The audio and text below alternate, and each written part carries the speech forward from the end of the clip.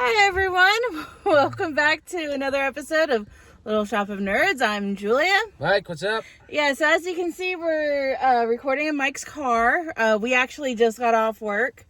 Normally we record Sunday, it's just we had a snowstorm and it was not safe to be on the roads. Yeah, so Mike wasn't able to come over to my apartment to, record. So, last week's hint was bet. Today we're going to be talking about a late 90s movie starring Freddie Prinze Jr. called She's All That. Yes. So I do believe this was 1999. Yeah, but I can't remember the female lead's name. Anyways, I think it was like her breakout role. Because I don't ever remember seeing her in any movie until then. So kind of like how The Princess Diaries was Anne Hathaway's breakout role. This was her. Huh?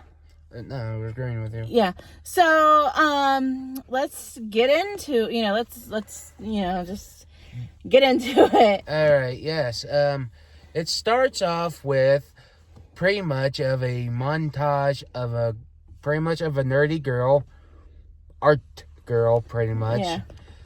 Pretty much doing a collage for her art class. Yeah, it was something about violence, and I can't remember the name of the country, but it was something that had to do with that they were doing. Generic active. You get the point. Yeah. So, go ahead.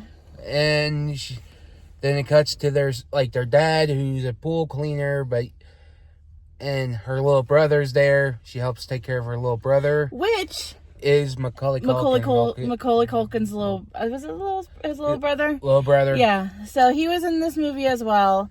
Paul Walker was in this movie too. Young Paul Walker. It also had Usher. Mm-hmm. I think Lil' Kim was in there, and then Matthew, what's his name? The dude who played Shaggy in the crappy Scooby-Doo movie. Matthew Lillard. Yes, and also Scream. Yeah, and there was also another girl, Gabrielle Union or something like that. She was also in this movie. Those are like some of the bigger names that I know of. Yeah, so I don't think he was a pool cleaner. I think he installed pools for a living. Either way, he owns his own business. Yeah, so either way, he's dropping him off at school pretty much After spring break. Yep, and they're just going through the emotions, being back. The popular guy, played by Freddie Prinze Jr., found out his girlfriend cheated on him with a guy played by Matthew Lillard, who played on The Real World. This is how old we are. If you don't know what The Real World is, it was pretty much the start of reality TV. Pretty much. They showed it on MTV. And that's when, and you're wondering, MTV, you know what MTV is, but it was like an actual channel you get to watch music videos. That's what it was. That's what it originally started off, was like, where it just showed music videos. Kind of like how VH1 was, but now it's not like that. It's basically just trash, reality trash TV. Yeah, like they have 16 and Pregnant, Teen Mom. There's like one where someone say if like a couple or spouse, they want to get a tattoo for each other, they have to do it blindfolded. It's not just spouse, it's best friend. They have to do it blindfolded, and once they see it could be good, something meaningful, or something really bad. It's terrible. I would never let my boyfriend choose my tattoo for me. That's my own personal choice. Yes, and his ex-girlfriend talks about the story, how they met and other stuff. Turns out he came back to their hometown, and I think it's Beverly Hills, isn't it? I'm not sure. It's definitely rich, like a rich popular place. Yeah. Either way, right? So they're all mad, and he's mad. he's talking to his friends, and they say, you know, pretty much he said he can turn any girl into a prom queen. pretty much. And his best friend said, let's make it a bet. They made the bet, and his best friend had to choose the girl, and they chose Lainey Boggs, which is the art girl. Now, there was a scene, I cannot remember if it was before or after the bet, after they had made the bet, but she was in art class. that was before, I think. And she was in art class, and the teacher came up to her and looked at her stuff, and she's like, she says, it was meaningful, but it wasn't meaningful to her, or something like that. In one way, she wants, like, her art is great, but it's not expressing herself. Yeah. In one way, it's like writers, yet like how people say you gotta put yourself in your writing. Yeah. So then there were a couple girls in the class, and they actually tried to encourage her to end herself. Pretty much, and they were pretty much your typical 90s mean bitch. I wouldn't, they seemed more like they were kind of almost gothic to me. Either way. They were trying to get her to kill herself. Yes. But she's not going to. And she does have a best friend on there, the fat best friend who's blonde. Yeah, I can't remember his name. I know he played on the Mighty Ducks. Yeah, I can't remember his name. And also he played on the Daredevil TV show. Either way, I forget his name either. But so that's either way. Freddie Prinze Jr.'s character does his thing to win her over. Does not do too well. Yeah, she's too smart for it. He shows up at her job, and she works in a falafel place, and this guy was asking her about how big the balls were and stuff like that. And he shows up kind of harassing her, and she's like, "What are you doing?" She's like, I'm not smart. I can't tutor you. And he's like, "Well, I've got one of the highest GPAs in the school or in the grade." She's like, "Oh."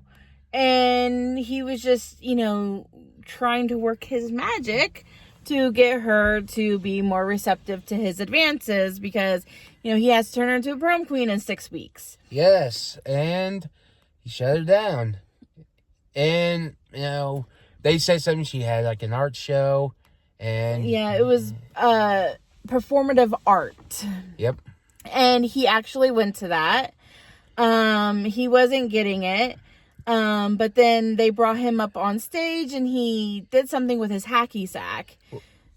I think he just made something on the spot, and he kind of liked it, but I think, but that's interpreted art. It's just what people think, and the people seem to like it. Yeah, and at the end of it, they're talking on the street, not on the sidewalk, and he does kind of make a little bit of a move, but I think it was saying how beautiful her eyes is, and she kind of gets offensive about it. I get that, but I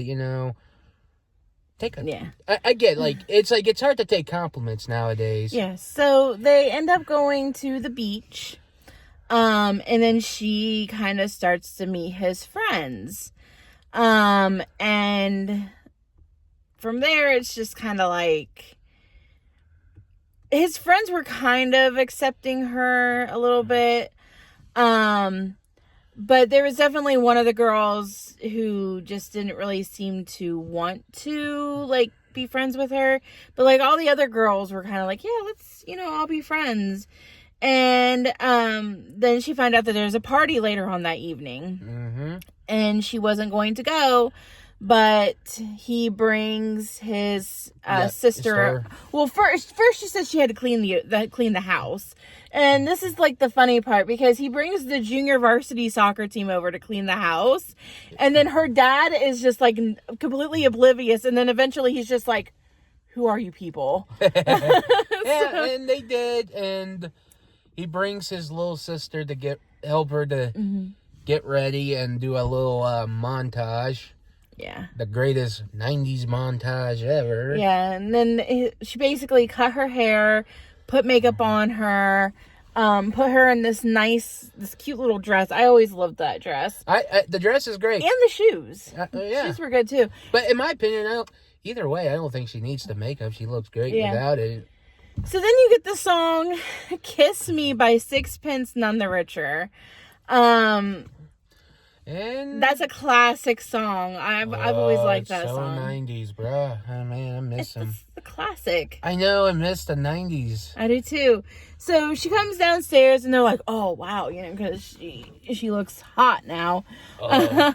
And then she trips down the stairs. But they go to the party. Yep. There's some drinking. She goes into the bathroom and one of the girls that tried to tell her to kill herself was in there. And she basically, said, to Lainey, how does it feel to, be accepted into your #1 art school or whatever? Just being a bitch. Pretty much. And what she did is she passes out and draws on her face. Yeah, Lainey drew on the girl's face the clown. To me, that's a good prank. Yeah. In my opinion, if you fall asleep and that's a good thing for a prank. Mm-hmm.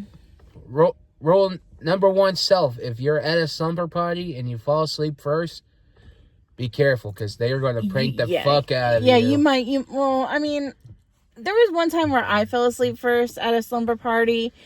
And all they did was just took a picture of me sleeping. I think that's not too bad. I still have that picture somewhere. That's not too bad, but I do know I had I know a couple of guys, they just drew dicks on their friend's face. Well, okay, so that slumber party that I was talking about, one of my other friends was actually thinking about taking the saran wrap and putting it on the toilet seat. Luckily she didn't do that. Oh, that's fucked up. You don't want that. I know that. Yeah. So, anyway, so she goes to the party, and then Taylor, which is the girl's name, the ex-girlfriend, shows up. Taylor Vaughn. With her new with her new boyfriend. She sees Lainey, and she goes over. And they're kind of almost wearing the exact same dress. It's the exact same color, but it's not the same style. Yeah, I don't understand this. What is it with... Now, I get you don't want to dress the same. I get from guys, we don't care. If we dress the same, we have the same shirt. Honestly, I don't even understand it either for females. I don't get it. So... But either way, kind of reminds me of that Family Guy episode where he's like... where they're both Lois and him are wearing a dress. And he's like, we better change. One of us has got to change. And she looks at him, he's like, fine. He and Peter goes to change. Yeah. So she goes up to Lainey and she pours her glass of alcohol down the front of her dress. And she goes, she's talking about how it's silk and, how basically she's like, you can't replace me or whatever. And Lainey leaves crying, and Freddie Prinze Jr.'s character goes after her. Yeah. And he, takes her home and everything. So, it's the relationship between them is progressing. And eventually, she's kind of receptive to his advances. And then they're in the locker room. Yeah. And Paul Walker's character just kind of pushed his buttons, and he was just like, what, are you in love with her now? Or do you like her now or whatever? He's just a bet. And then he was like, I bet you anything that I can get her to sleep with me first. And so, that pissed off Freddie Prinze Jr.'s character. There is a kind of like a little side story with his father. Yes, because he always thinks he wants his son to go to his college. Which was Dartmouth. Well, he said, his father said, I wasn't trying to do that to you at all, but I think he's trying to say, but it is going to come. I don't care where you go. You just need to pick a school. Yeah, because he had all of these acceptance letters, and he hadn't accepted any of them yet. And, he was just like, well, I just feel like I'm just, you want me to do what you want to do. And he's like, well, you can make your own choices on where you want to go. He's like, yeah, I'd like to see you go to Dartmouth, but you don't have to. Yeah, see, it's just like, he thinks that because, but, I get it, kids, I don't get it. But yet, I'm like, dude, be lucky if your parents can pay for your schooling. Yeah. Well, Lainey eventually finds out that she was a bet. Yep. And she yells at him. She's like, I was a fucking bet. And only one that found, bro. Yeah, and she runs off. She's refusing to go to prom because they were getting ready for prom at this point, like decorating the gym. She's refusing to go to prom. She's downstairs in the basement. Her father comes down, talking to her, and says that there was a young man waiting for her. And it was Paul Walker, not Freddie Prinze Jr. Yeah. Freddie Prinze Jr.'s character was trying to get a hold of her. And then her brother picked it up. He's like, stop calling, asshole. And then he hung up, and when his dad looked over at him, he's just like, wrong number. And he's like, oh, okay. Yeah, and hey, at least the little brother was sticking up for his sister. Come on, that's what we all do. So, Taylor Vaughn, her boyfriend, her little boy toy broke up with her. Hit the road, Jack. Yeah. And, so